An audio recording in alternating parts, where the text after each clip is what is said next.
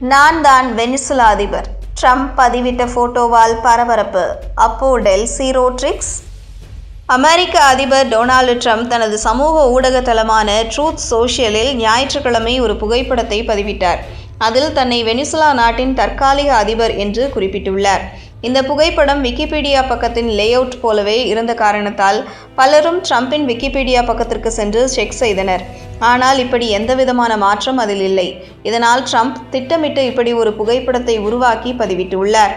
இந்த பதிவில் ட்ரம்பின் புகைப்படத்துடன் வெனிசுலா நாட்டின் தற்காலிக அதிபராக ஜனவரி 2026 முதல் பதவியில் இருப்பதாக தெரிவிக்கப்பட்டுள்ளது. இதற்கு கீழ் அமெரிக்காவின் 45வது மற்றும் 47வது அதிபர் என்றும் குறிப்பிடப்பட்டுள்ளது. ட்ரம்பின் இந்த பதிவு உலக அரசியலில் பெரும் அதிர்ச்சியை ஏற்படுத்தியுள்ளது. இஸ்ரேல் காசா போர் முடிந்து புதிய வருடத்தை அமைதியாக துவங்கும் என்ற நம்பிக்கையில் இருந்த மக்களுக்கு இந்த மாத தொடக்கத்தில் அமெரிக்கா வெனிசுலா மீது பெரிய அளவிலான இராணுவ தாக்குதலை மேற்கொண்டு மீண்டும் பதற்ற நிலையை கொடுத்தது. பல நாட்கள் ஆய்வு செய்து கண்காணித்து திட்டமிட்டு இந்த தாக்குதல் நடத்தியது அமெரிக்கா. இந்த தாக்குதல் மூலம் வெனிசுலா நாட்டின் முன்னாள் அதிபர் நிக்கோலஸ் மதுரோவும் அவரது மனைவி சிலியா ஃப்ளோரஸும் கைது செய்யப்பட்டனர். மேலும் இருவரும் நியூசிலாந்திற்கு கொண்டு செல்லப்பட்டு போதைப்பொருள் பயங்கரவாத சதி குற்றச்சாட்டுகள் உட்பட 4 முக்கிய குற்றச்சாட்டுகளுக்கு கீழ் குற்றம் சாட்டப்பட்டு சிறையில் அடைக்கப்பட்டனர். இந்த நடவடிக்கை வெனிசுலா அரசியலில் பெரும் மாற்றத்தையும் ஏற்படுத்தியது.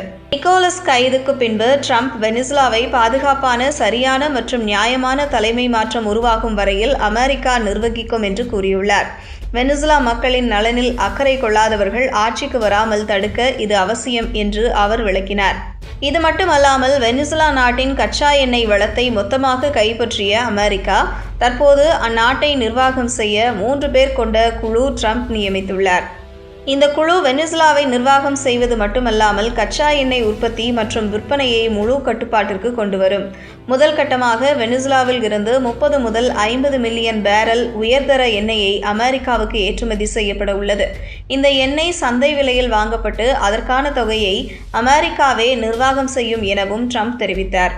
இந்த நிலையில் நிக்கோலஸ் மதுரோ கைது செய்யப்பட்ட பிறகு வெனிசுலாவின் துணை அதிபர் மற்றும் எண்ணெய் அமைச்சர் டெல்சி ரோட்ரிகஸ் கடந்த வாரம் தற்காலிக அதிபராக பதவியேற்றார். ஆயினும் ட்ரம்ப் தனது பதிவில் தான் வெனிசுலா நாட்டின் தற்காலிக அதிபர் என்று அறிவித்துள்ளார்.